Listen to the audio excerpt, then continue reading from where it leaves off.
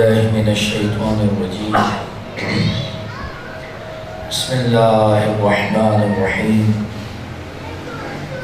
الحمد لله رب العالمين بارئ الخلائق أجمعين فاطر السماوات والأرضين باعث الأنبياء والمرسلين ثم الصلاة والسلام والتحية والإكرام على سيدنا ومولانا أبي القاسم المصطفى محمد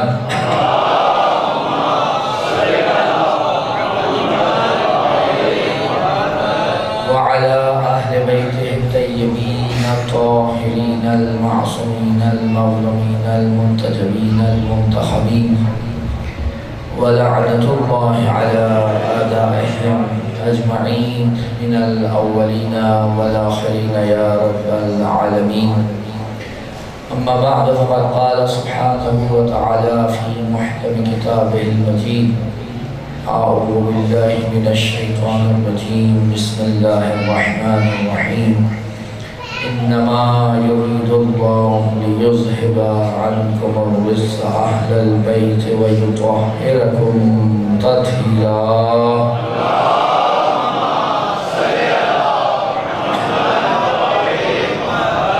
اپنی حاجات کی قبولیت کے لیے امام وقت کے ظہور میں تعجیل کے لیے مومنین و مومنات جہاں بھی آباد ہیں کی عزت مال جان آبرو کی حفاظت کے لیے جتنے مومنین نے دعا کی التماس کی ہے حاجات کی قبولیت کے لیے بانیان مجلس کی توفیقات میں اضافے کے لیے جو علی رحم شفایابی کے لیے جو بے اولاد ہیں انہیں اس نعمت سے سرفراز کرنے کے لیے بابا سے بلند صلوات عنایت فرمائے.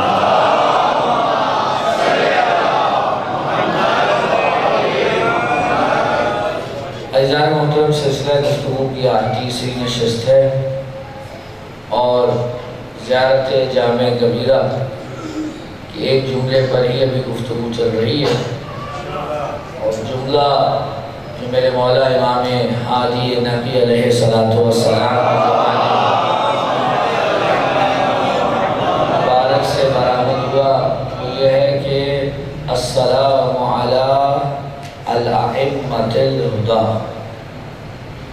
ہدایت کرنے والے اماموں پر سلام.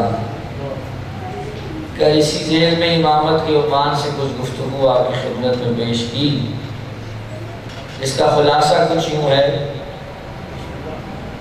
کہ امام کے لیے ایک تو خدا کا معین کرنا ضروری ہے اور اس کے اندر دو شرطیں لازم ہیں.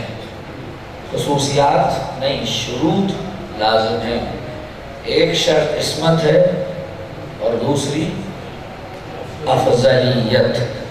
توجہ فرمائیں یہ کل کی گفتگو کا خلاصہ ہے. اب اگر چاہوں تو اسی بات کو آگے بڑھا سکتا ہوں لیکن پھر یہ ہوگا کہ آخر تک اسی جملے کے اوپر بات ہوگی اور اگلے جملے میں ہم نہیں جا سکیں گے. اب یہ آپ کے سامنے میں نے بات رکھ دی ہے کہ اسی ذیل میں امامت کے اوپر گفتگو آگے بڑھے یا اگلے جملے کی طرف چلے جائیں. جی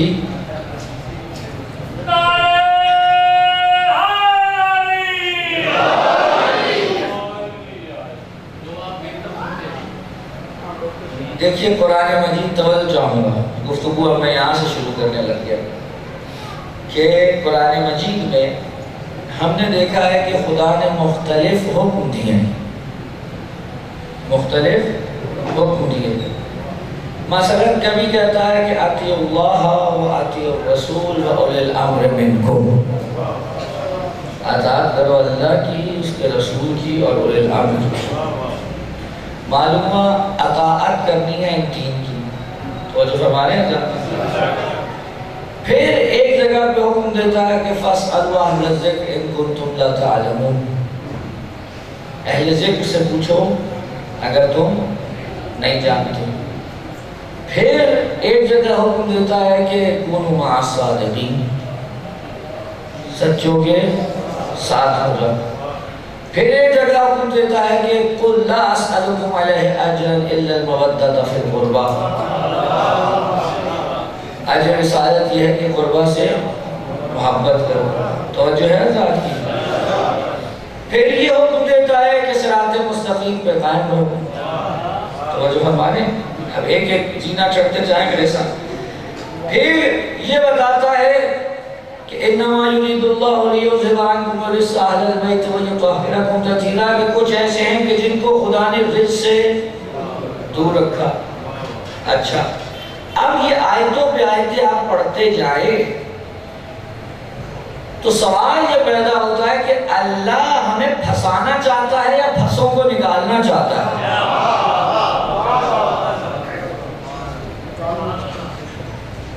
اگر کوئی یہ کہے کہ اطاعت اولی الامر کی کرنی ہے وہ اور ہے، جن صادقین کے ساتھ ہونا ہے وہ اور ہے، جن سے محبت و مودت رکھنی ہے وہ اور ہے، جن کے پیچھے چلنا ہے وہ اور ہیں، جن کو رشت سے دور رکھا ہے وہ اور ہیں، جنہیں آئے ولایت میں ولایت دی ہے وہ اور ہیں. بھئی توجہ نہیں فرما رہے حضرات. تو اس کا مطلب جانتے کیا؟ جن سے سوال پوچھنا ہے وہ اور ہیں. اس کا مطلب یہ کہ اللہ نے تو ہمیں پھنسا دیا، سوال پوچھنا ہے تو اس در پہ جاؤ.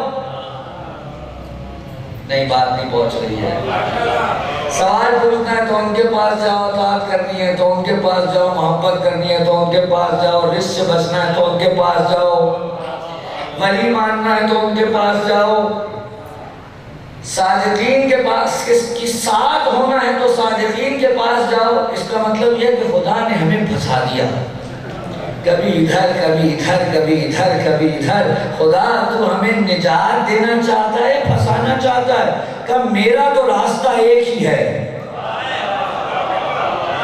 میری راہ ایک ہے، میری راہ ادھر ادھر نہیں جاتی ہے. تو بس اگر خدا ہمیں بچانا چاہتا ہے، نجات دینا چاہتا ہے تو ماننا پڑے گا یہ دروازے الگ الگ نہیں ہیں.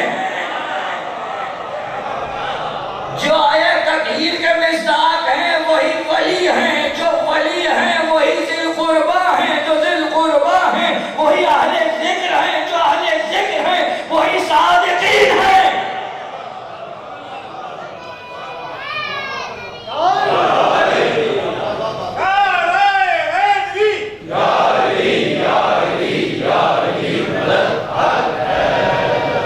ورنہ تو خدا نے ایک رات چھوڑی کدھر؟ توجہ فرمائے نا. اگر وہ کہہ رہا ہے کہ میری راہ صراط مستقیم ہے تو پھر ایک راہ رہی کہاں؟ اور توجہ فرمائے نا. اگر الگ الگ ہو نا، یہ میں کیوں بات کر رہا ہوں یہ بھی تھوڑی دیر میں سمجھ میں آئے گا. اگر الگ الگ ہو، سوال کسی سے کرنا ہے، اطاعت کسی کی کرنی ہے، پوچھنا کسی سے ہے، پیروی کسی کی کرنی ہے، محبت کسی سے کرنی ہے، توجہ فرمائے گا، تو انسان تو پھنس کے رہ جائے گا. مثلا جس کی اطاعت کرنی ہے وہ کوئی اور ہو اور جس سے سوال کرنا ہے وہ کوئی اور. تو اب آیا مسئلہ یہ کہ اس نے کچھ کہا، اس نے کچھ نہیں. بات نہیں پہنچ رہی ہے. اس نے کچھ کہا، اس نے کچھ. اچھا، اور ان سب میں سب سے بڑی مصیبت کیا ہے؟ کہا محبت ان سے کرو لیکن اطاعت ان کی. محبت انسان کو کھینچتی ہے اطاعت کی طرف. نہیں بات پہنچ رہی.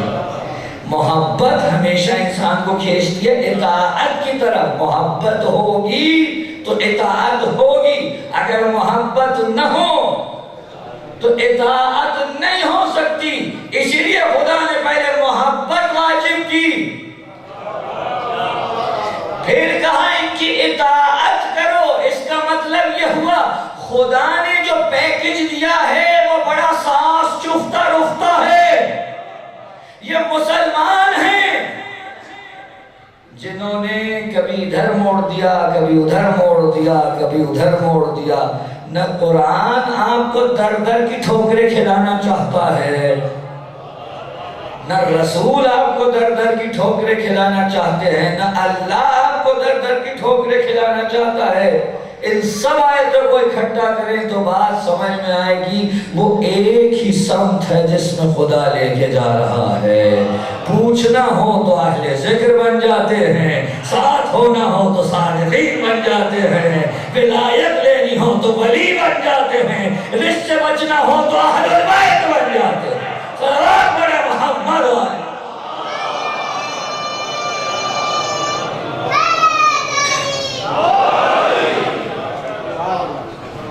یہ سب دیکھیں جہتیں مختلف ہیں، پریشان تو نہیں ہے حضرات۔ مثال کے طور پہ میں آپ کے نقیب ممبر کو یہاں کھڑا کروں اپنے ساتھ اور میں کہوں کہ جناب یہ اپنے والد کے بیٹے ہیں، تو جو ہے اپنی زوجہ کے شوہر ہیں، اپنی بیٹی کے والد ہیں، اپنے دوستوں کے دوست ہیں، توجہ فرمانے، اپنے نانا کے نواسے، اپنے دادا کے پوتے۔ تو یہ جو 6 مختلف چیزیں آپ کو دکھائی دیں،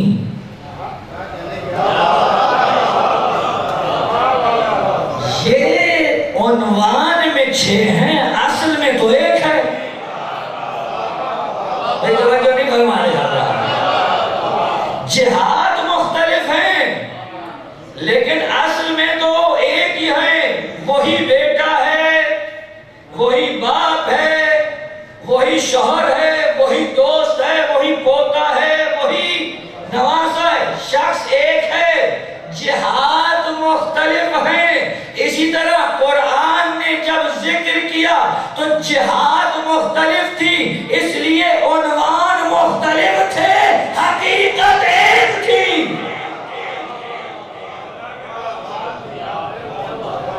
حقیقت ایک تھی، اور وہ حقیقت ایک کیا ہے؟ وہ ہے اہل البیت کی امامت۔ بھئی توجہ فرمائے نا، اس ساری چیز کو جب آپ جمع کریں گے تو آخر میں تو نتیجہ نکلے گا، وہ کیا ہے؟ اہل بیت کی امامت۔ اور یہی مدعا ہے، یقین کر لیجئے، اگر امام نہیں ہے، توجہ فرمائے حضرت، اگر امام نہیں ہے، آپ کچھ بھی کر لیجئے، آپ کا معاملہ ایسا ہے کہ جیسے آپ نے برے وقت کے لیے کسی بہت بڑے سٹور میں چیزیں جمع کر کے رکھی، اور جب وقت آیا ضرورت کا تو اس کی چابی کھو گئی۔ اب آپ لاکھ کوشش کر لیجئے کہ کسی طریقے سے جو چیزیں جمع کی تھی ان سے استفادہ کریں، لیکن آپ نہیں کر سکتے، کیونکہ اور یہ چابی وہ ہے کہ جو ماسٹر کی سے نہیں کھلے گی، یہ تالا بس ایک ہی شے سے کھلتا ہے اور اسے امامت کہتے ہیں۔ یہ بس ایک ہی چابی رکھتا ہے جسے امامت کہتے ہیں۔ ہمارا ایک سوال ہے، پریشان تو نہیں ہے ہمارا؟ آپ سے میں وہ جملہ کہنا چاہتا ہوں جو آپ کو بہت پسند ہے۔ کیا؟ آگے آ جائیں، صلوات پڑھے محمد والے محمد پر۔ آگے آگے، یہ بہت جگہ ہے، تشریف لے آئیے، صلوات پڑھے محمد والے محمد پر۔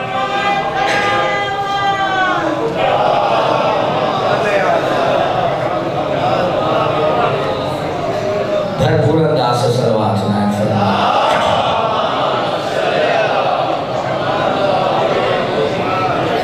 ایک اور صلوات سنائیں فرمائیں۔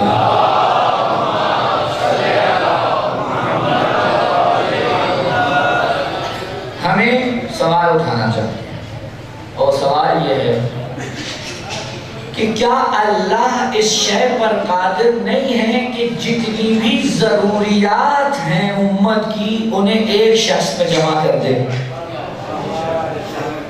ہے؟ خدا قادر ہے اس پر؟ قادر۔ اگر وہ اس شے پر قادر ہے کہ ہر شے ایک فرد میں جمع ہو جائے، جب قدرت رکھتا ہے تو پھر حکمت بھی رکھتا ہے،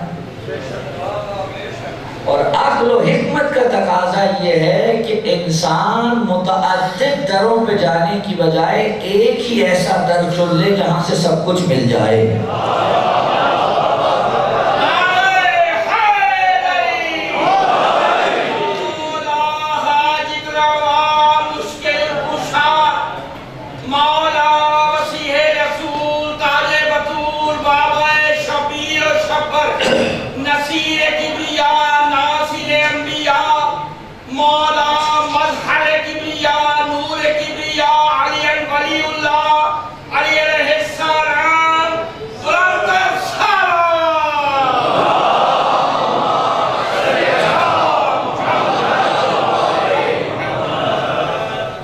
قدرت بھی رکھتا ہے اور حکیم بھی ہے۔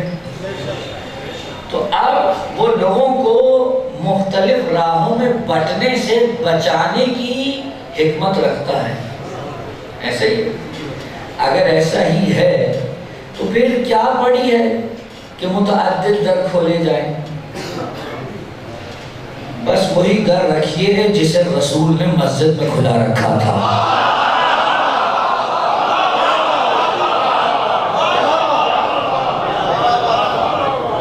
بس وہی در رکھیے جسے رسول نے مسجد میں کھلا رکھا تھا۔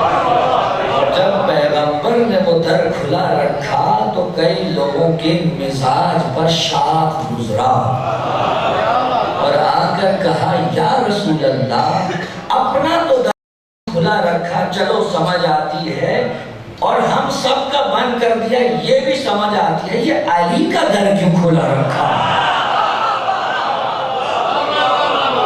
یہ علی کا در کھولنے کی کیا ضرورت تھی؟ وہ پیغمبر کہ جو گلاب سیرت تھا اس کا چہرہ گلاب صورت ہو گیا،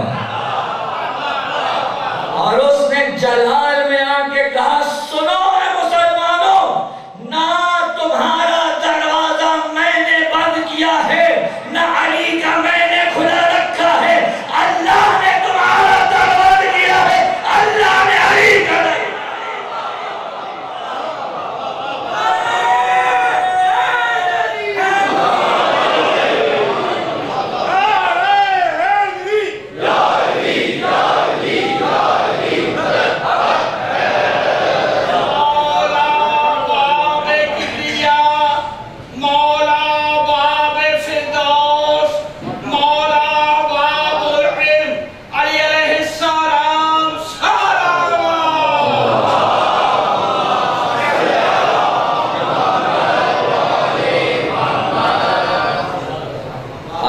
پیغمبر اگر یہ بھی کہہ دیتے ہاں میں نے کھلا رکھا ہے تو وہ جو فرمائیں گے حضرات اب بات آ گئی تو چلے رک جائیں اس پر، کہہ سکتے تھے ہاں میں نے کھلا رکھا ہے تو کسی کو کیا ہوتا؟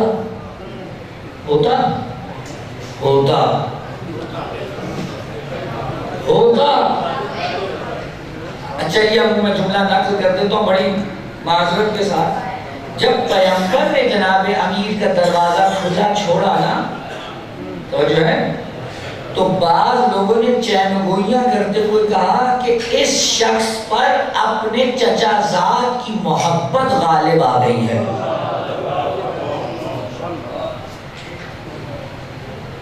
کہا یہ لوگوں نے کہ اس پر اس کے چچا زاد کی محبت، اور پیغمبر نے کیا کہا میں نے تو کیا ہی نہیں۔ یہ آپ ہیں جو سمجھتے ہیں کہ پیغمبر کی محبت بھی میری طرح کی تھی کہ بیٹی سے کر لی، نواسے سے کر لی، داماد سے کر لی، اور آپ کے بقول تو اس لسٹ میں اور بھی تھے۔ تو اس لسٹ کو نکال کے ذرا نظر ثانی کیجئے، ادھر کاہے کو رخ نہ ہوا؟ پیغمبر کی محبت بھی خدا کی محبت کے تابع ہے۔ اگر حسین کے بارے میں کچھ کہہ رہے ہیں تو یہ مطلب نہیں ہے کہ نواسا ہے تو کہہ رہے ہیں۔ نواسے کو خدا کی جنت کا کوئی سردار نہیں بنا سکتا۔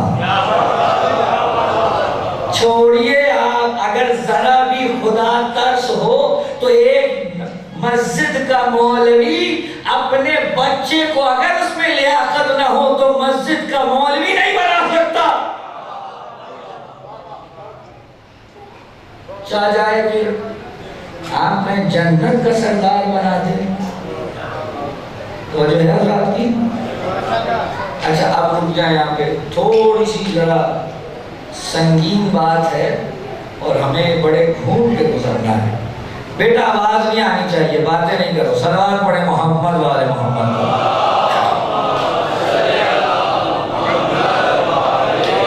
علی کا دروازہ کھلا رہا, ٹھیک ہے. روایات میں ہے کہ بعض حضرات نے کہا کہ چلیے دروازے تو بند کر دیا آپ نے تو ہمیں کوئی روشن دان وغیرہ کھلا رہنے دے. پیغمبر نے کہا نہیں, خدا کی قسم روشن دان بھی نہیں چھوڑوں گا, بند کر دیا. لیکن بعض لوگوں نے نقل کیا کہ نہیں, کسی کا روشن دان کھلا رہا. تو جو ہے کسی کا روشن دان کھلا رہا. جلال الدین سیوطی نے, توجہ چاہوں گا, یہ لکھ کر کہ کسی کا روشن دان کھلا رہا ہے, نیچے ایک جملہ لکھا کہ یہ روشن دان مسجد کی طرف کھلے رہنا بین دلیل ہے صاحب خانہ کی خلافت پر. سنیے سنیے, بین دلیل ہے کس پر؟ صاحب خانہ کی خلافت پر. میں کہتا ہوں خدا کی قسم مسلمانوں کی عقلوں کو ہم کیا کریں. ایک روشن دان تو خلافت پر دلیل بن سکتا ہے, لیکن اتنا بڑا دروازہ کھلا ہے وہ دلیل دکھائی نہیں دے رہے. صلوات پڑھے محمد والے.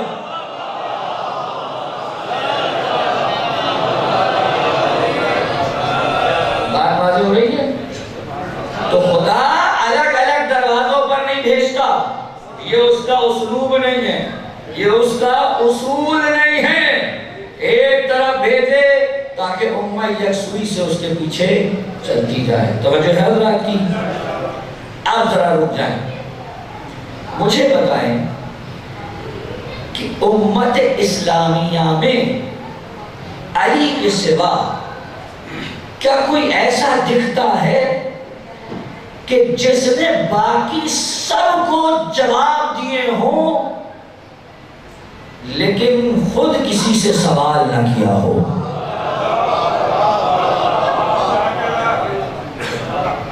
پھر جو ہے ان کا کوئی ایسا دکھائیں ماں سوا علی کہ جس نے سب کو جواب دیے ہوں لیکن کسی سے سوال نہ کیا ہو, سوائے پیغمبر کے. سوائے پیغمبر کے. پھر دیکھیے, سوال اگر کوئی کرتا ہے تو اسی لیے کرتا ہے کہ بھئی معلوم نہیں ہے, اور علی کسی سے معلوم کرنے کے لیے سوال نہیں کرتے. تو پھر کیا ضرورت ہے کسی ایسے کے در پہ جانے کی جو بعد میں ہمیں خود علی کے در پہ آتا دکھائی دے؟ ادھر ہی کیوں نہ چلے جائیں جہاں گھوم پھر کر سب نے آنا ہے. نہیں, بات نہیں پہنچی شاید. جناب چھوڑیے ادھر ادھر کی بات, سیدھا اس طرف جائیے کہ جہاں پر ہر سوال کو جواب مل جائے. میں اس سے آگے کی بات کرتا ہوں.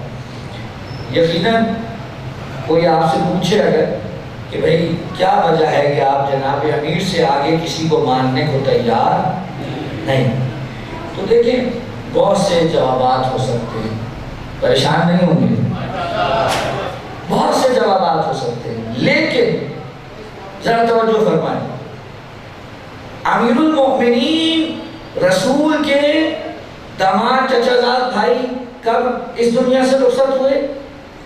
رسول کے گزرنے کے تقریباً 40 سال کے بعد. ٹھیک ہے جی. اسی طریقے سے ہمارے باقی ائمہ بھی گزر گئے, جو ان کے مقابل آئے یا لائے گئے وہ بھی گزر گئے. ایسے ہی ہے, وہ بھی گزر گئے. اب میں ہوں اور تاریخ, اب میں ہوں اور تاریخ. اگر میں تاریخ کی بنا پہ فیصلے کروں گا تو بحث زیادہ کرنی پڑے گی.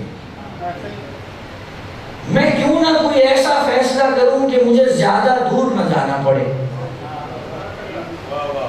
ابھی بالکل سامنے کی بات ہو جائے.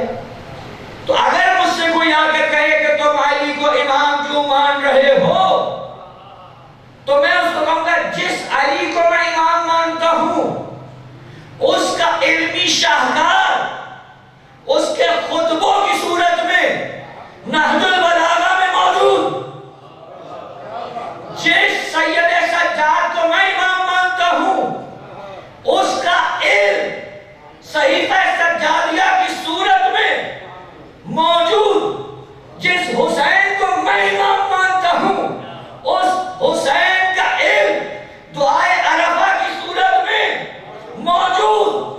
اگر اس جیسا کسی اور کا کلام لا کر دکھائیے کل سے میں اسے مان لوں گا.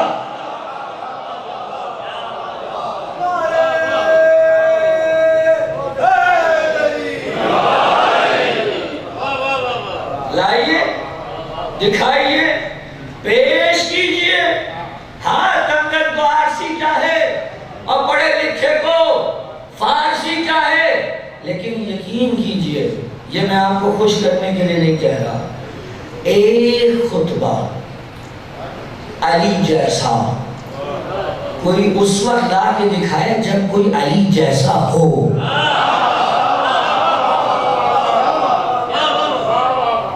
جب لا کر دکھائیں جب علی جیسا ہو. علی نہج البلاغہ میں عجیب طرز کلام رکھتے ہیں. ہم اہل بیت کون ہیں؟ امراء الکلام. عجیب جملہ ہے. کیا ترجمہ کروں اس کا؟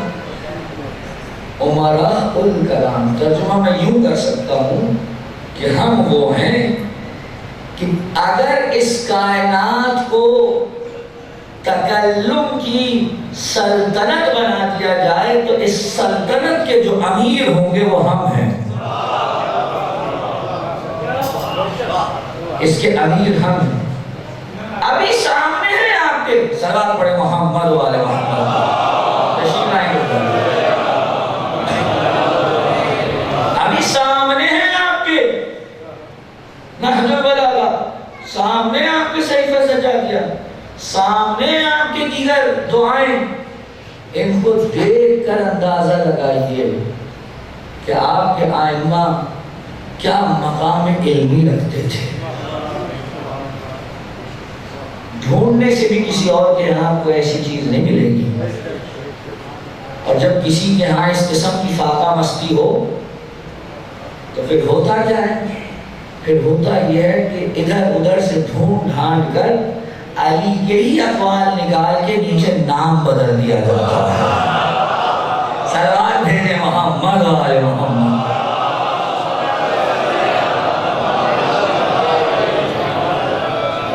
ممکن نہیں ہے نا. جنہوں نے علم کو اس کے اصل مخزن سے حاصل نہ کیا ہو ان کی زبان پر حکمت کے چشمے جاری نہیں ہو سکتے. ممکن نہیں ہے.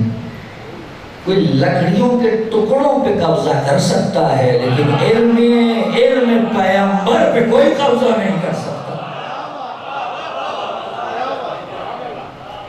علم پیغمبر پہ کوئی قبضہ نہیں کر سکتا. اب اگر بعض افراد توجہ فرما لیں، بعض افراد نے دیکھا کہ معاملہ درست نہیں ہو پا رہا ہے، کیا کیا جائے؟ تو انہوں نے یہ راہ نکالنے کی کوشش کی کہ بھئی رسول کی روحانیت اور ان کی معنویت کے وارث تو علی ہی ہیں، وہ نہیں ہو سکتا. لیکن رسول کی سیاست کے وارث اور بھی ہو سکتے ہیں. مجھے بتائیں کیا خدا ان دونوں کو ایک شخص میں جمع کرنے کی قدرت نہیں رکھتا تھا؟ توجہ ہے کہ نہیں؟ ان دونوں کو کیا ایک جگہ جمع کرنے کی قدرت نہیں رکھتا تھا؟ اگر رکھتا تھا اور پھر بھی نہیں کیا تو یہ تو حکمت کے خلاف ہے. یعنی خدا چاہتا ہے روحانیت لینی ہے تو وہاں جاؤ، حکم لینا ہے تو وہاں جاؤ.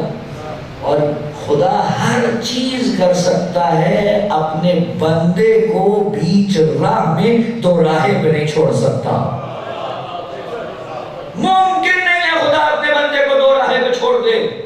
جب پیغمبر تھے تو کیا پیغمبر کی ذات میں یہ دونوں چیزیں جمع تھی یا نہیں تھی؟ حاکم بھی وہی تھے، معنوی اور روحانی منازل پر بھی فائز وہی تھے. تو جب دونوں چیزیں پیغمبر کے پاس تھیں تو کوئی ایسا وارث ڈھونڈیے جس میں یہ دونوں جمع ہو جائیں.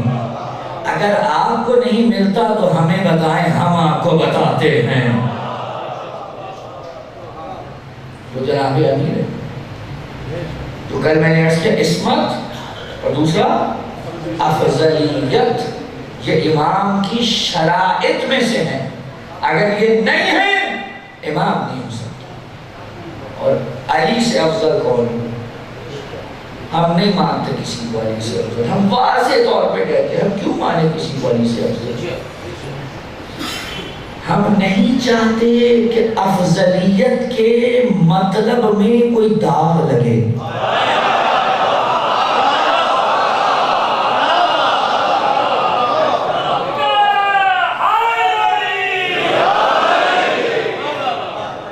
ہم نہیں چاہتے کہ افضلیت کے مفہوم پہ کوئی آنچ آئے، اس لیے ہم افضلیت کو وہیں اٹھا رکھتے ہیں جہاں افضل ہو. یقین کیجئے جناب امیر سے اگر اس لفظ کو ہٹا کر کہیں اور موڑنے کی کوشش کی جائے تو کیسے ہوگا؟ بھائی افضل کیا؟ بعض لوگوں نے یہاں پہ بڑا اچھا ایک پینترا کیا ہے وہ؟ ہاں وہ کیا ہے؟ وہ یہ ہے کہ ہاں علی کی فضیلتیں بہت ہیں، فضائل بہت، فضیلتیں بہت ہیں، لیکن افضل نہیں ہے. مجھے آج تک یہ سمجھ میں نہیں آئی کہ فضیلتیں جب زیادہ اکٹھی ہوں تبھی تو افضل ہوتا ہے. بھئی ایک شخص کے پاس مثال کے طور پہ 100 فضیلتیں ہوں اور ایک کے پاس 10 ہوں تو آپ 100 والے کو کہیں فضیلتیں بہت ہیں لیکن افضل یہ 10 والا. اور اگر یہ 10 بھی ہوں تو صلوات پڑھیں محمد والے محمد.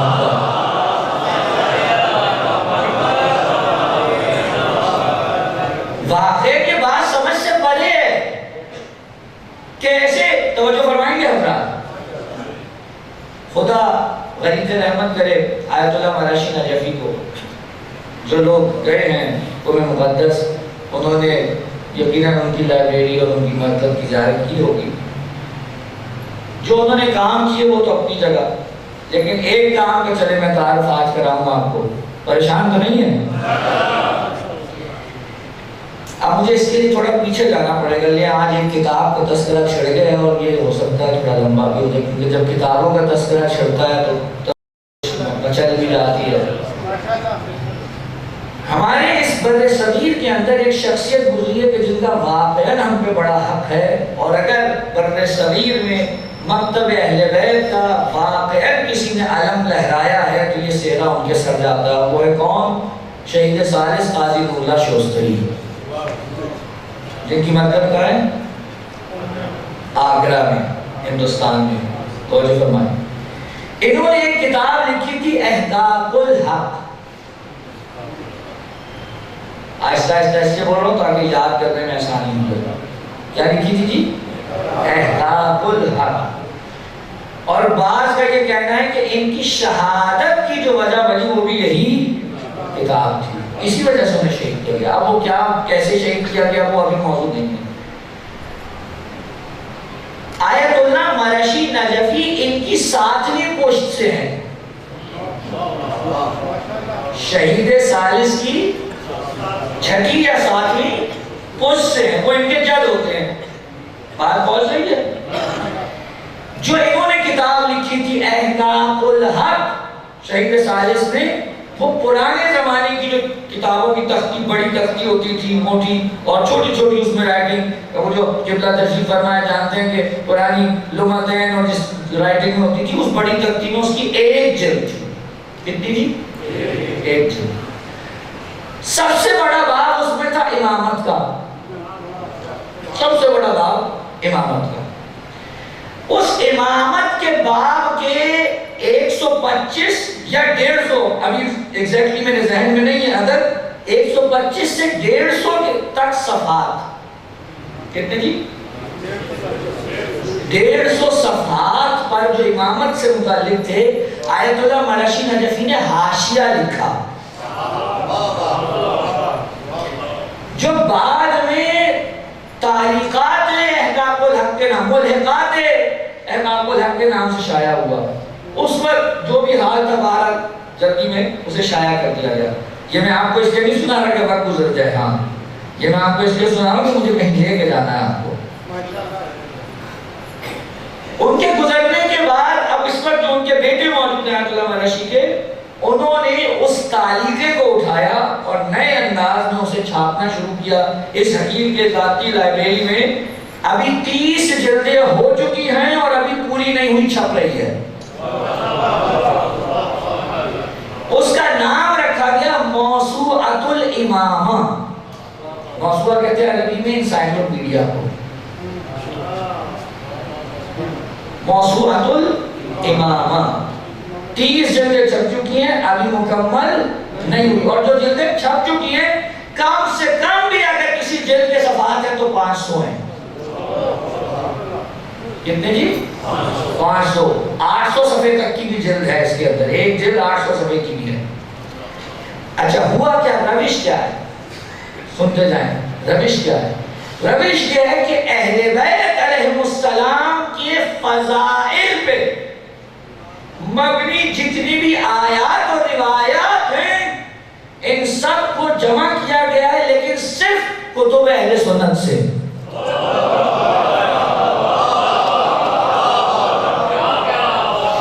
اپنے یہاں کی ایک بھی روایت نہیں ہے، ایک بھی روایت۔ 30 جلدیں ہو گئی ہیں، ابھی اور آنی ہے، کم سے کم 500، زیادہ سے زیادہ 800۔ تو جو فرما رہے ہیں، اب آپ نے اٹھایا اور پڑھنا شروع کیا، پڑھتے جائیں پڑھتے جائیں پڑھتے جائیں۔ اگر کوئی شخص 30 جلدیں پڑھ جائے تو وہ ایک مرتبہ سوچے گا کہ کیا رسول کا کیا کوئی اور کام بھی تھا یا نہیں؟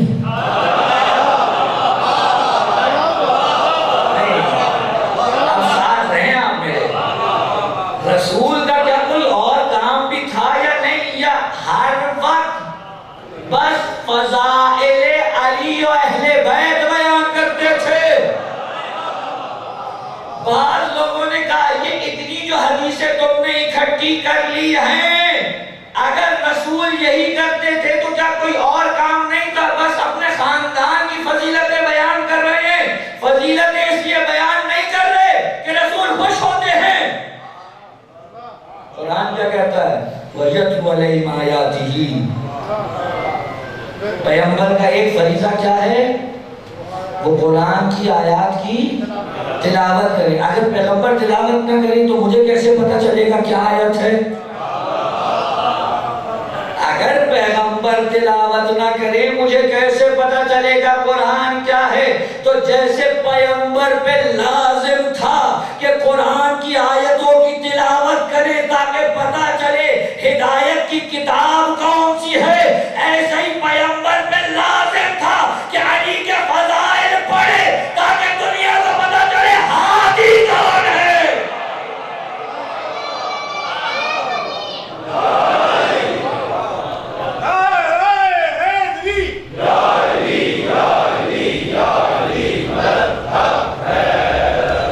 اگر پیغمبر نہ بتائیں تو کون بتائے؟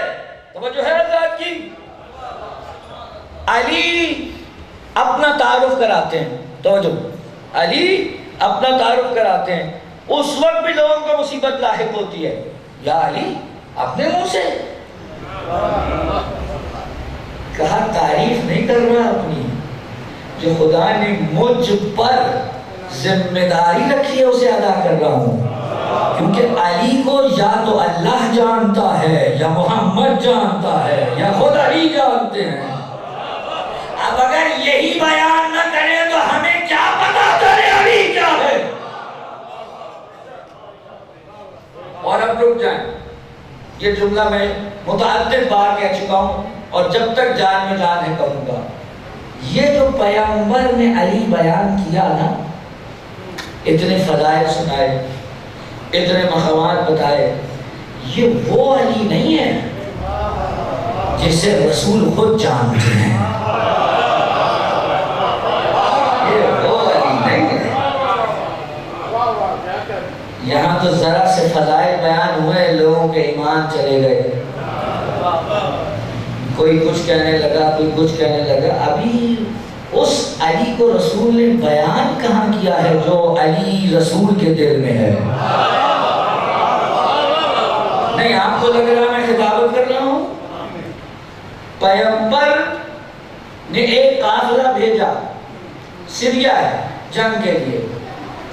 پیغمبر ابھی نماز فجر کے لیے کھڑے ہوئے تو الحمد کے بعد ایک تازہ سورہ پڑھنا شروع کیا، بسم اللہ الرحمن الرحیم والعادیات ضبحا۔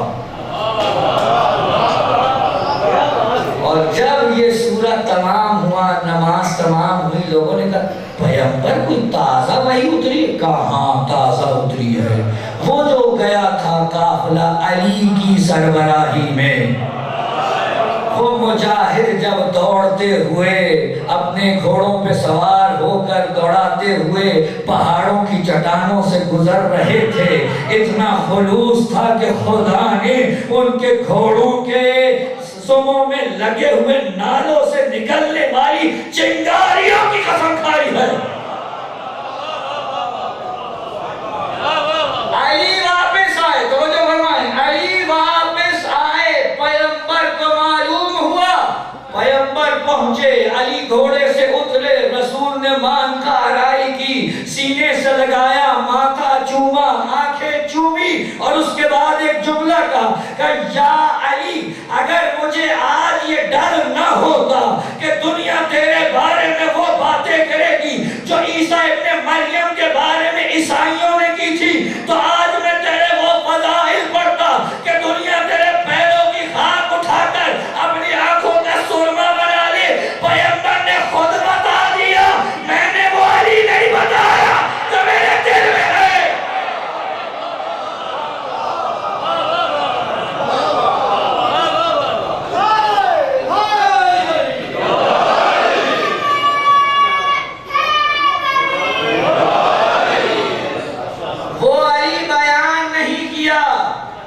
ہم سے کہاں برداشت ہو وہ علی، وہ تو سلمان سے بھی نہ برداشت ہو۔ سلمان جس علی کو جانتے ہیں وہ ان کے مطابق ہے، اس علی کو نہیں جانتے جسے فاطمہ جانتی ہیں۔ وہ جو فرما رہے ہیں، بہرحال بات کہاں سے چلی کہاں آ گئی۔ یہ جو فضائل پڑھتے ہیں پیغمبر علی کے بالخصوص، یہ اس لیے نہیں ہے کہ علی کو خوش کرنا چاہتے ہیں، اور ہمارا بھی اگر آج یہ ہے کہنا کہ علی کے فضائل کا تذکرہ ہو تو اس لیے نہیں ہے کہ آپ کو خوش کرنا ہے، ہم چاہتے ہیں کہ دنیا کو پتہ چلے افضل کون ہے، اور جب یہ پتہ چل جائے گا کہ افضل کون ہے تو فطرت کہتی ہے افضل کے پیچھے چلو۔ تو جو ہے فطرت کیا کہتی ہے؟ افضل شخص کے پیچھے چلو، مفضول کے پیچھے چلنے کو تیار نہیں ہوتی، اور عقلاً بھی قبیح ہے کہ اگر کوئی افضل موجود ہو تو آپ اس کے آگے مفضول کو لے آئیں، عقلاً قبیح ہے۔ اگر کسی نے ایسا کام کیا ہے تو یا تو عقل نہیں تھی اور یا ان کے نفس نے انہیں دھوکہ دیا ہے۔ صلوات پڑھیں محمد۔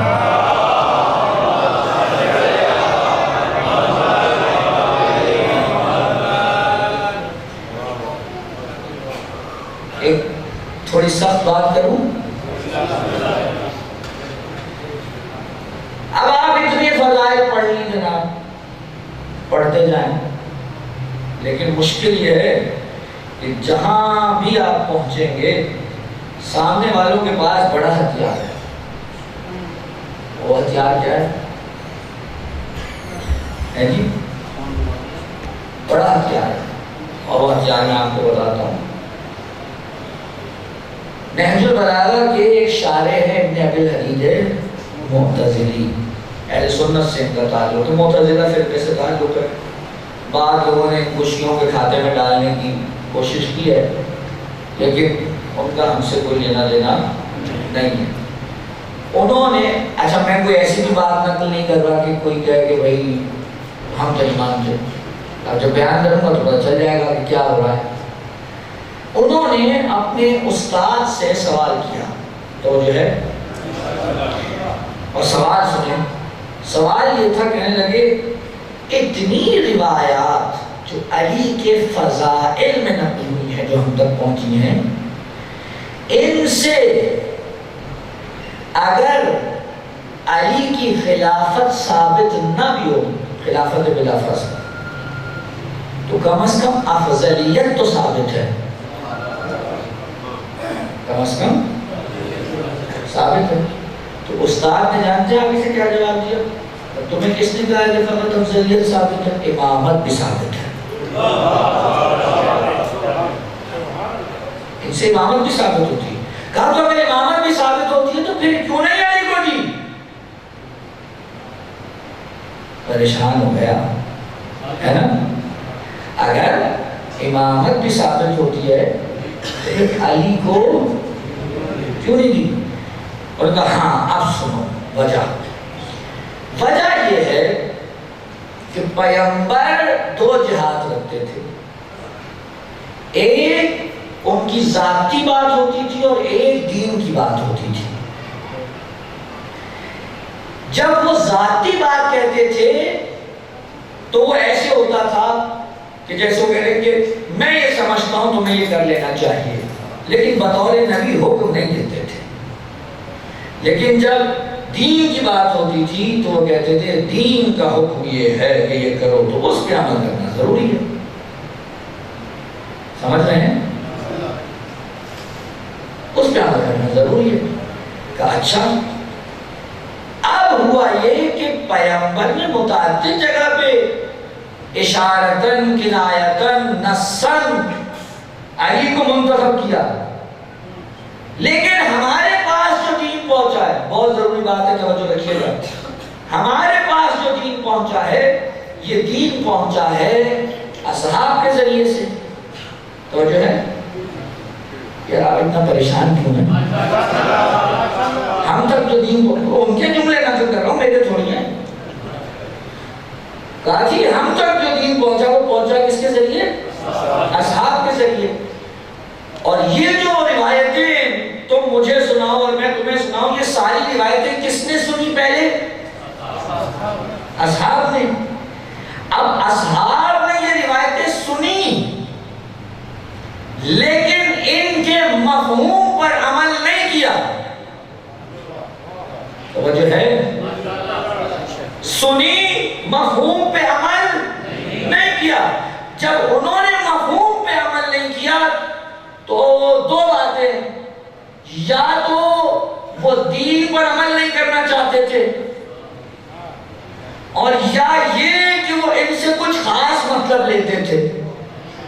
یہ تو ہم کہہ نہیں سکتے کہ دین پہ عمل نہیں کرنا چاہتے تھے، تو جو ہے نا، تو وہ اس سے خاص مطلب لیتے تھے۔ اور وہ خاص مطلب کیا تھا؟ وہ خاص مطلب یہ تھا کہ اصحاب یہ سمجھتے تھے کہ یہ جتنی بھی روایات ہیں یہ پیغمبر نے اپنی ذاتی رائے کے طور پہ بیان کی ہیں، دین کی رائے کے طور پہ نہیں۔ نتیجہ نکلتا ہے کیا؟ نتیجہ یہ ہوا کہ جتنی بھی روایتیں آپ بیان کرتے، اگر سند سے آپ نکال کے لے بھی گئے تو دلالت کو بھی ثابت کر دیا، تو آگے سے کوئی کہہ دے بھئی ذاتی رائے تھی نہ رسول کی، دین کی رائے تو نہیں تھی، تو بس ٹھیک ہے۔ سمجھ آ رہی ہے آپ کو بات؟ یعنی امام کی امامت ثابت کرنے سے پہلے ضروری ہے کہ لوگوں کے لیے نبی کے مقام کو ثابت کریں۔ اگر نبی کے مقام کو ثابت نہیں کریں گے تو جو لوگ کہتے ہیں نبی ہمارے جیسا نبی کی جگہ پر بھی اپنے جیسا لا کر بٹھائیں گے.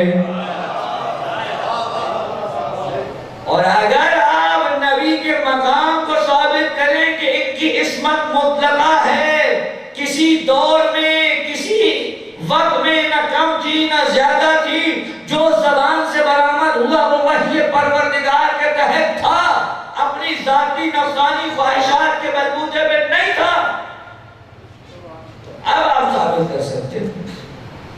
دیکھیں نا میں کیا عرض کروں، علی کے بغض میں، علی کے بغض میں پیغمبر کی ذات سے اعتماد ہٹایا جا رہا ہے.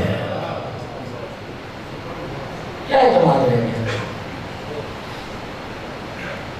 اور پھر وہ روایت بھی نقل کر دی گئی کہ ایک دن پیغمبر باہر نکلے تو دیکھا کہ کھجوروں کی قلم بندی کہیں جا رہی تھی، تو جو ہے تو پیغمبر نے کہا یہ کیا کر رہے ہو؟ کہا کہ ہم جو ہے چاہتے ہیں کہ اچھی فصل ہو، اچھے پھل ملیں، تو ہم ان کو آپس میں جوڑ رہے ہیں، ایک طریقہ کار جو ہوتا ہے. پیغمبر نے کہا کیا تمہیں خدا میں یقین نہیں ہے؟ کہ بالکل ہے. تو چھوڑو، توکل کرو خدا پر. وہ بھی چھوڑ کے بیٹھ گئے. اب یہ ہوا کہ جب فصل اترنے کی باری آئی تو فصل ہوئی نہیں. آگے پیغمبر کے پاس یہ استاد نے دلیل کے طور پر بھی پیش کی روایت. ہاں اس لیے بتا رہا ہوں، ابن حدیب کے استاد نے بطور دلیل یہ روایت پیش کی. آگے یا رسول اللہ معاملہ تو گڑبڑ ہو گیا. تو اس وقت پیغمبر نے نہ ہو گیا کیا کہا دیکھو اگر کوئی دین کی بات ہوا کرے نا تو مجھ سے لیا کرو، اور اگر کوئی تمہاری دنیا کی یا اس قسم کے معاملے کی بات ہو تو تم مجھ سے زیادہ سمجھتے ہو. اب مجھے آپ بتائیں اس کے بعد آپ کیا زور لگائیں اور کیا نتیجہ نکالیں جہاں پیغمبر کی ذات کو نہ وہ اتنا گرا دیا جائے. کیونکہ جانتے تھے اپنے والے اتنے گرے ہوئے ہیں کہ اٹھائے نہیں جا سکتے، اس لیے جو اونچے ہیں انہیں نیچے لانے کی کوشش کی جائے. لیکن وہ اس میں بھی کامیاب ہوئے نہیں، کیونکہ سورج کو کوئی بھی چھپانے کی کوشش کرے تو اس کا اپنا معاملہ گڑبڑ ہوتا ہے، سورج پہ کوئی فرق نہیں پڑتا. سلوات بھیج محمد.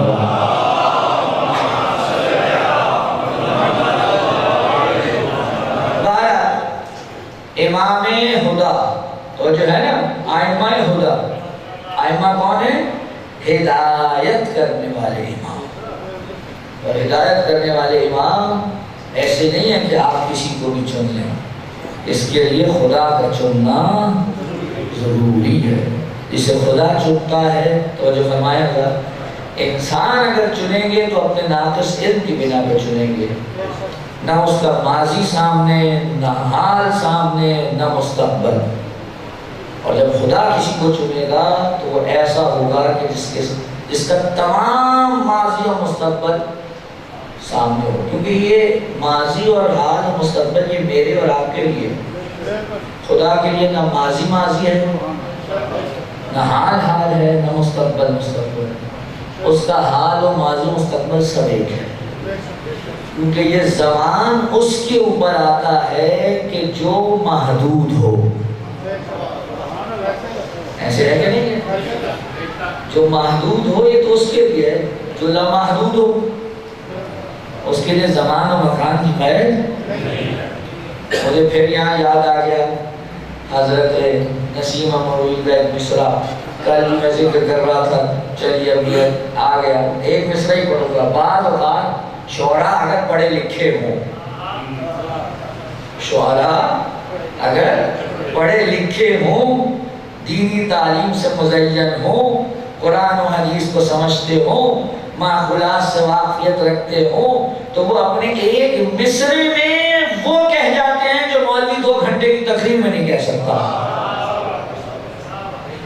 اور ایک مصرے میں وہ ایسا عنوان اور مطلب باندھ گئے کہ اس کے اوپر 2 گھنٹے تقریر کروا لیجیے. جب خدا کی لامحدودیت کی بات ہوئی تو کیا کہنے لگے؟ کہا محدود نہ ہونے کی یہ حد ہے کہ احد ہے.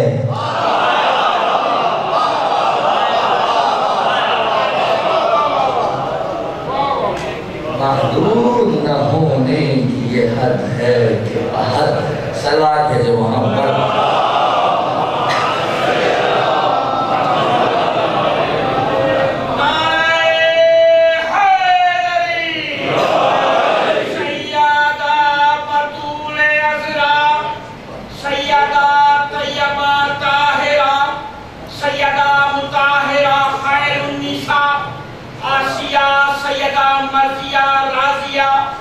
سیدہ معلمہ، سیدہ عالمہ، سیدہ ناطقہ قرآن، شریکہ قرآن، محافظہ قرآن، قلب قرآن، تفسیر قرآن، محافظہ قرآن، مصنفہ قرآن، سیدہ وجود قرآن، سیدہ قرآن کی قرآن، سیدہ مشکل کشا کی مشکل کشا، سیدہ لیلۃ القدر سورہ کوثر آیہ تکبیر، سیدہ حجاب اللہ جلال کبریا، رضا کبریا، مشکل کشا کی مشکل کشا، مادر شبیر و شبر، سیدہ مرکز مباہلہ، فاتح مباہلہ، اطرت رسالت، سیدہ مظہر کبریا، نور کبریا، نصیرہ کبریا، ناصر انبیاء، سیدہ سیدہ کونین، معصومہ اول، شہزادی اول، سیدہ بنت رسول،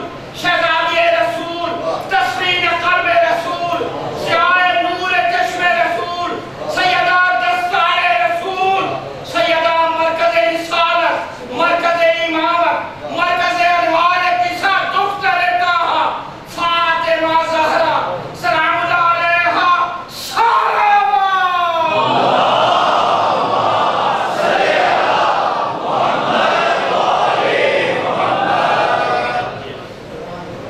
میں کہہ کیا رہا تھا، اب میں تو بھول ہی گیا. میں کیا کہہ رہا تھا؟ جی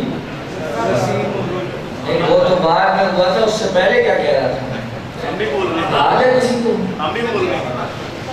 پھر صلوات پڑھنا.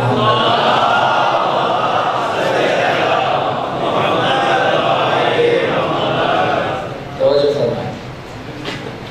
تو امامت جب اللہ بنائے گا، واقعی ہو رہی تھی، جب اللہ بنائے گا تو وہ اسی کو لا کر بٹھائے گا جس میں صفات کامل ہو. اور جب انسان لا کر بٹھائیں گے تو وہ چونکہ علم نہیں رکھتے کہ اندر کیا چل رہا ہے، اس کی نیت کیا ہے، اس کے ارادے کیا ہیں، اور اگر کسی کے نیت و ارادے پہ یقین نہ ہو تو آپ اس سے سب کام لے سکتے ہیں مگر دین کا کام نہیں لے سکتے. یہ سب سے بڑی مصیبت، جس کے ارادے اور نیت میں کھوٹ ہو وہ دین کا کام نہیں کر سکتا، کیونکہ دین کے کام کے لیے جس چیز کی اشد ضرورت ہے وہ خلوص ہے. اور اگر خلوص نہیں ہے تو آپ جا کر کوئی بزنس کر لیجئے لیکن دین کا کام نہیں ہو سکتا. اس لیے امامت خدا نے اپنے ہاتھ میں رکھی تو ہم بنائیں گے. یہ ہمارا منصب ہے، یہ ہمارا عہد ہے، یہ ہمارا عہدہ ہے، یہ ہم ہی دیں گے. کوئی اور اس کو دینے کی نہ قوت رکھتا ہے نہ صلاحیت. اور یہ بھی ذہن میں رکھے کہ لیاقت امامت ایسا نہیں ہے کہ اس دنیا میں آ کر حاصل ہوئی ہے. کل انشاءاللہ جملہ آگے اگر بڑھ گیا تو عرض کروں گا. یہ لیاقت امامت ایسا نہیں ہے کہ اس دنیا میں آ کے حاصل ہوئی ہے. پروردگار اپنے علم کی بنا پر جانتا ہے کہ وہ کون ہیں جو ازل سے کامل تھے، جن کے ہاں نقص کا کوئی دور دور تک نام و نشان نہیں تھا. اور اگر پیغمبر جیسا خاتم النبیین کہ جس کے کمال پہ اگر کوئی شک کرے تو سمجھ جائیے گا کہ اسے کمال کی کاف کا کچھ حاصل نہیں ہے. اسے کمال کی کشف بھی حاصل نہیں ہے. اگر کوئی پیغمبر کے کمال پہ شک کرے، اس کے اوپر کوئی یہ الزام دھرنے کی کوشش کرے کہ ناوللہ اپنی ذاتی رائے سے، اپنی ذاتی تباہر سے کرنا چاہتے ہیں. اچھا ایک سوال کروں، آپ زیادہ عاقل ہیں یا رسول؟ جی آپ تو آگے نکل گئے ہیں جی. آپ عاقل ہیں یا رسول؟ تو جتنا عاقل خود کو سمجھتے ہیں اتنا تو کم از کم رسول کو بھی سمجھیں. کم از کم اتنا تو سمجھیں نا. ہمارا معاملہ الگ ہے، ہماری بات الگ ہے. ہم تو رافضی ہیں، بڑھا دینے والے ہیں، توجہ ہے نا. ہمارا معاملہ الگ ہے. میں کہتا ہوں خدا کا شکر ہے کہ اس نے ہمارے حصے میں اگر ڈالا تو بڑھانا ڈالا، گھٹانا نہیں.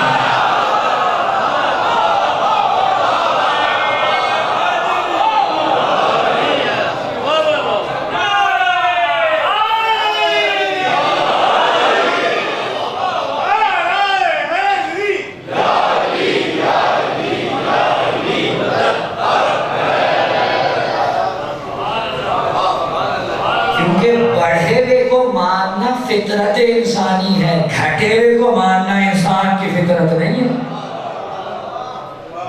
البتہ یہاں بڑے ہوئے سے مراد یہ نہیں ہے کہ خدا سے بڑھا دیں.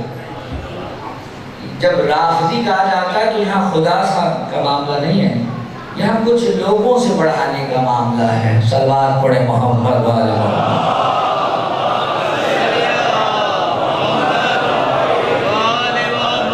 ٹھیک ہے، شکر ہے ہم رافضی ہیں. میں تھوڑی کہتا ہوں. امام جعفر صادق علیہ السلام کے پاس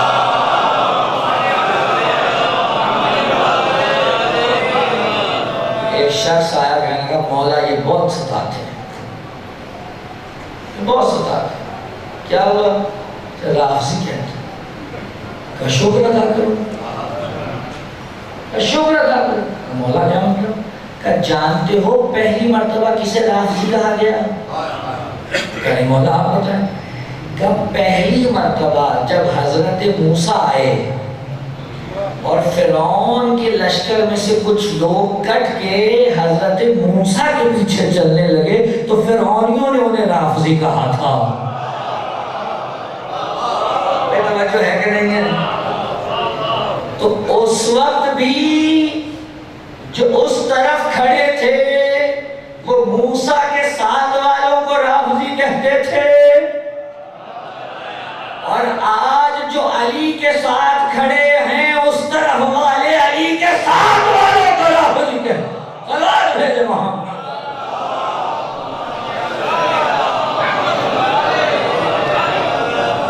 ہم نے کہا فخر کرو اس پر. یہ کوئی ایسی بات نہیں ہے کہ تم اپنا سر جھکا لو. فخر کرو اس پر کہ اس در سے وابستہ. یقین کر لیجئے یہ کوئی خطیبانہ جملے، سخن گسترانہ جملے نہیں ہیں. آپ جائیں، توجہ ہے جملہ کہنے جا رہا ہوں.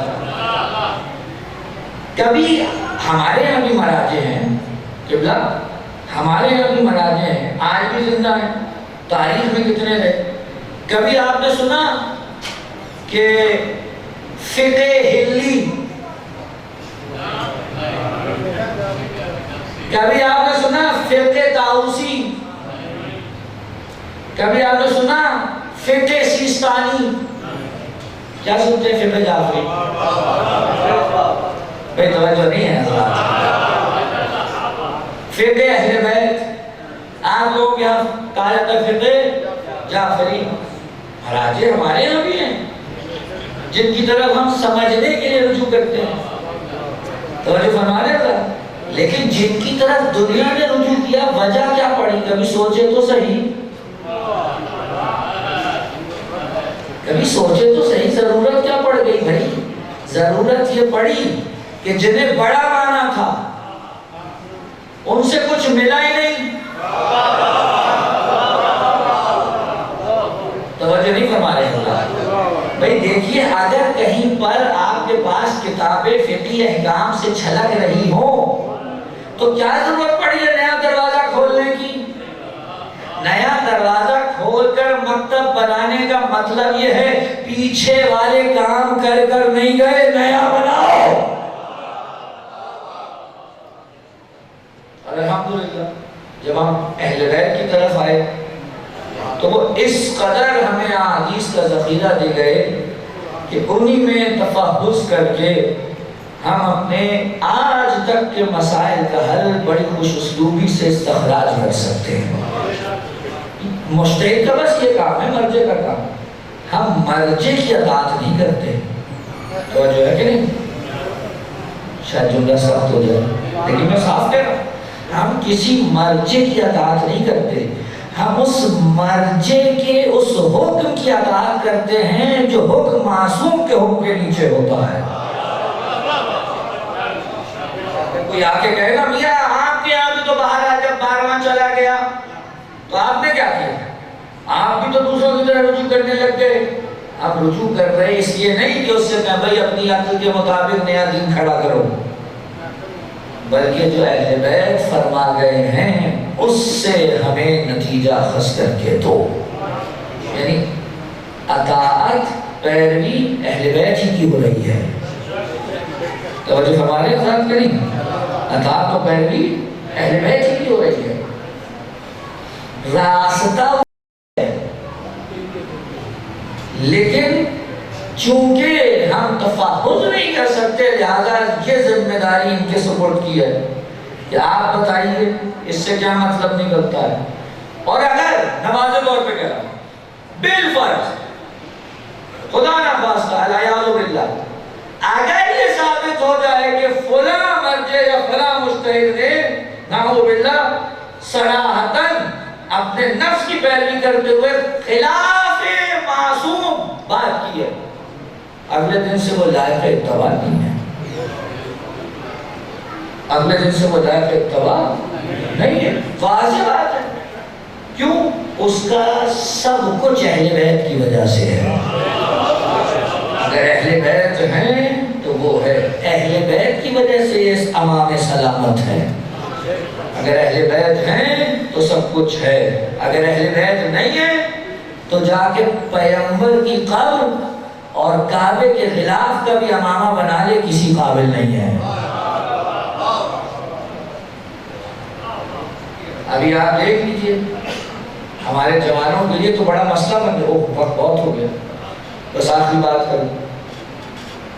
وہ فلاں صاحب تھے، بڑی انہوں نے کتابیں لکھی اور اب انہیں امامت میں کچھ شک و شبہات ہو گئے، توجہ ہے نا قبلہ، انہیں بڑے شک و شبہات ہو گئے، تو اس کا مطلب ہے کہ بڑے تھے وہ اس وقت تک بڑے تھے جب تک علی کو بڑا مانے،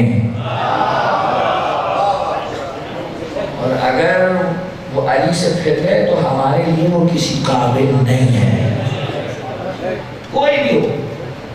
ارے ہم نے تو اولاد فاطمہ میں ائمہ کے سامنے آنے والوں کو گھاس نہ ڈالی،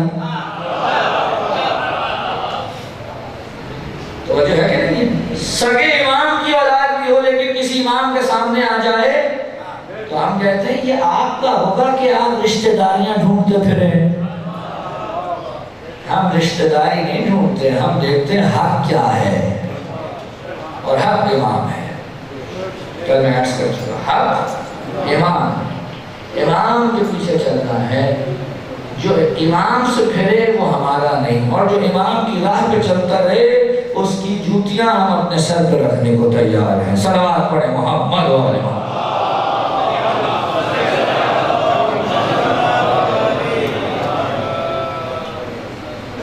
یہ امامت کو اس کے اصل مقام سے ہٹانے کا ثمر ہے کہ مسلمانوں کے سر پہ یزید جیسا خلیفہ آ بیٹھا۔ تصور تو کریں نا ذرا، چلیے جملہ بھی آج سخت ہو رہا ہے کہہ دیتا ہوں، تو جو ہے وقت زیادہ ہوتا چلا جا رہا ہے۔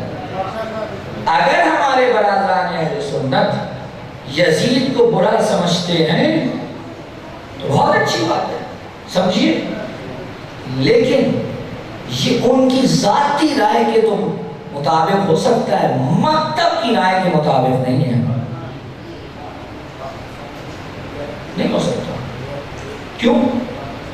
کیونکہ جہاں یہ روایات موجود ہوں کہ حاکم چاہے فاسق و فاجر ہی کیوں نہ اس کے پیچھے چلنا، اس کے خلاف خروج نہیں کرنا، اور جہاں پریشان ہے آپ، اور جہاں طریقہ کار یہ ہو کہ یا تو بیعت کر کے امام بنایا جائے گا یا جو پچھلا امام ہے وہ آنے والے کو امام بنائے گا، تو یہ سارے معاملات تو یزید کی دفعہ میں موجود ہیں۔ تو وہ جو اصول مرتب کیے گئے ہیں اس کے مطابق تو درست چل رہا ہے معاملہ، لیکن خدا نے امام حسین کو ایسی قوت تخمینی دی ہے کہ ان کے سامنے جو آیا وہ ایسا باش باش ہوا کہ اگر دل میں اسے مانتے بھی ہیں تو زبان پہ لاتے ہوئے آج تک ہچکچاہٹ ہے۔ آپ اصول میں بات کیجئے نا، اصول سے ہٹ کے کیوں بات کی جا رہی ہے؟ اگر اصول کے مطابق بات کی جائے تو وہ جو کہہ رہے تھے کہ یزید کے خلاف حسین آئے، حسین باغی ہیں، وہ صحیح کہہ رہے تھے؟ پریشان ہیں؟ وہ صحیح کہہ رہے ہیں، کیونکہ جو اصول آپ نے مرتب کیے ہیں ان کے مطابق تو وہ درست آیا ہے۔ پریشانی ہے، اب دو طرف بڑھ گئے ہیں لوگ، سمجھ نہیں آ رہا کہاں کو جائیں۔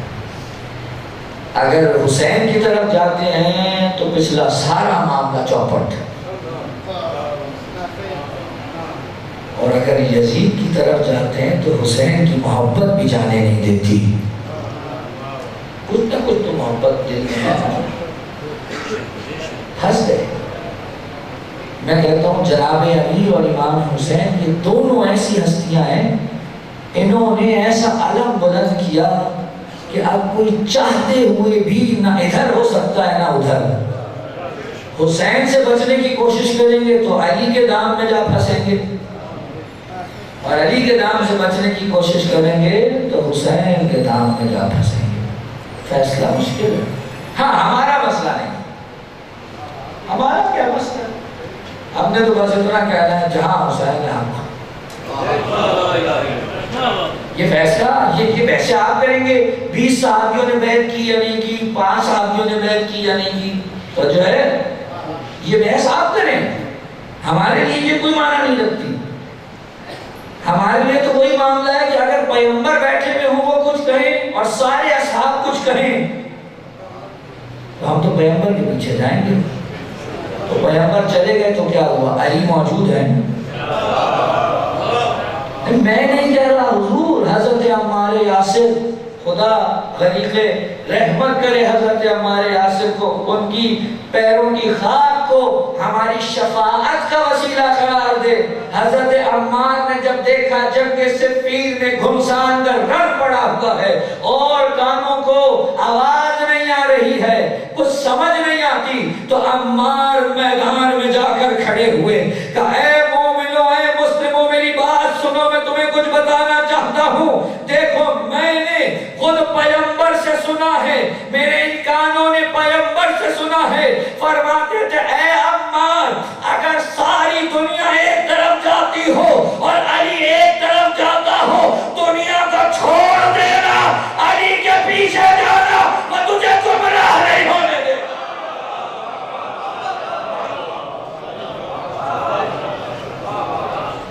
تجھے گمراہ نہیں ہونے دے گا، یہ جناب امیر ہے۔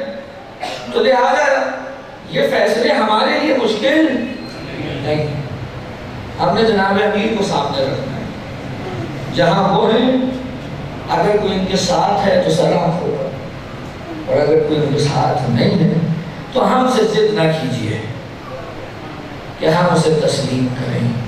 ہم اسے تسلیم کریں گے جس نے علی کو تسلیم کیا۔ سلام ہے محمد۔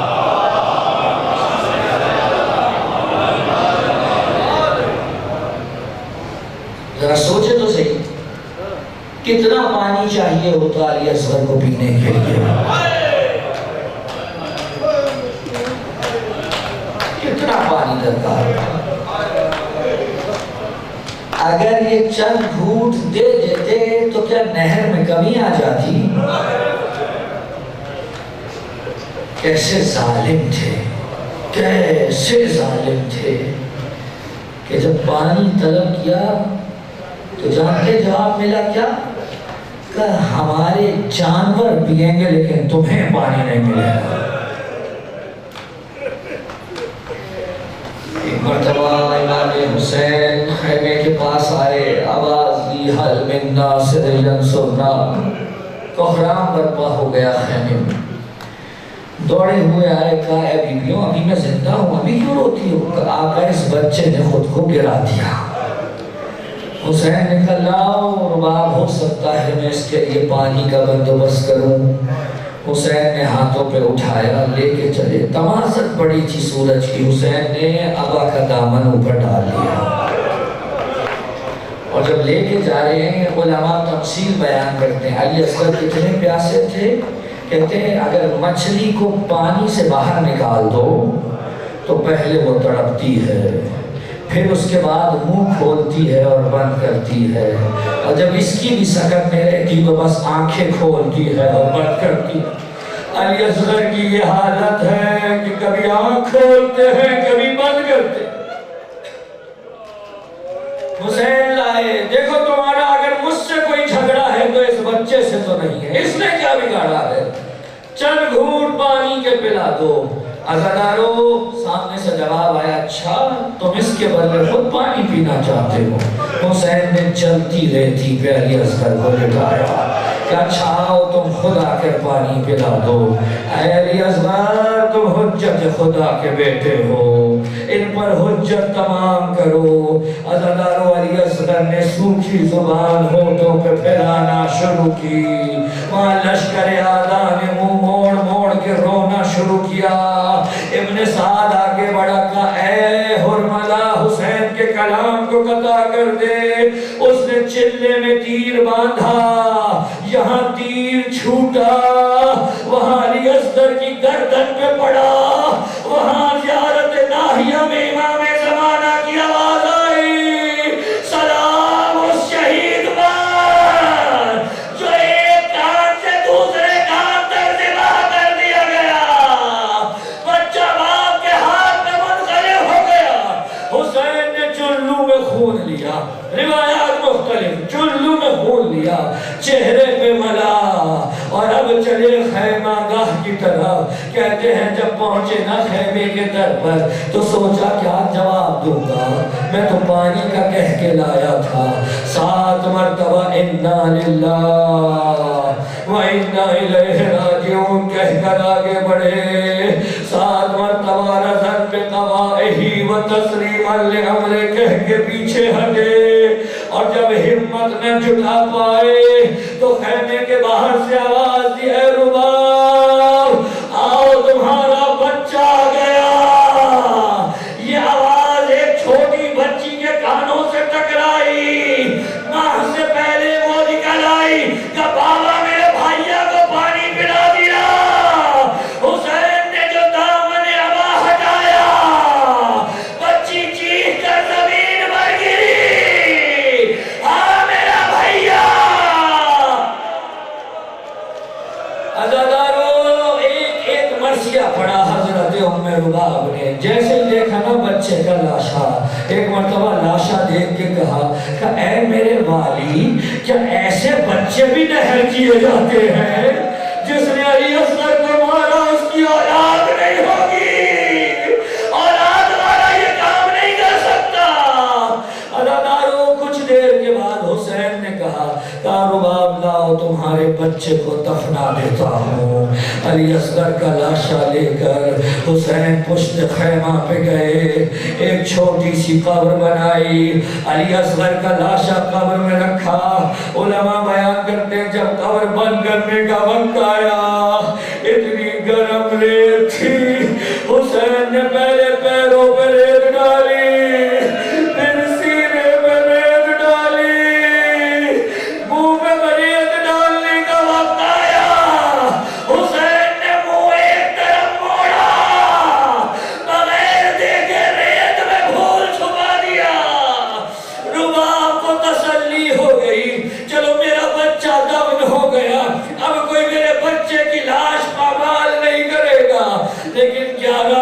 عالم قیامت ٹوٹی، اعلان ہوا وہ چھوٹا سر کہاں ہے جس کو حرملا نے نشانہ بنا